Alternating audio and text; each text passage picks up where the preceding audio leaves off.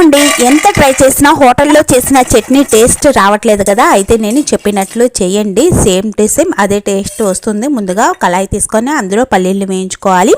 మంటను సిమ్లో పెట్టి పల్లీలను వేయించుకోవాలి, మరీ ఎక్కువగా వేయించకండి.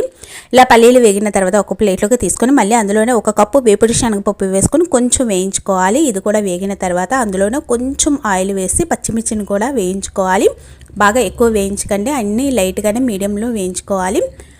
తర్వాత పల్లీలకు పొట్టుని శుభ్రంగా తీసేసి మిక్సీ జార్ తీసుకొని అందులో పప్పులను వేసుకోవాలి. మొత్తం కలగలిపి మిక్సీ వేయకండి. ముందుగా పప్పులను మిక్సీ వేసిన తర్వాత పచ్చిమిర్చి, జీలకర్ర, ఉప్పు, కొంచెం చింతపండు వేసుకోవాలి.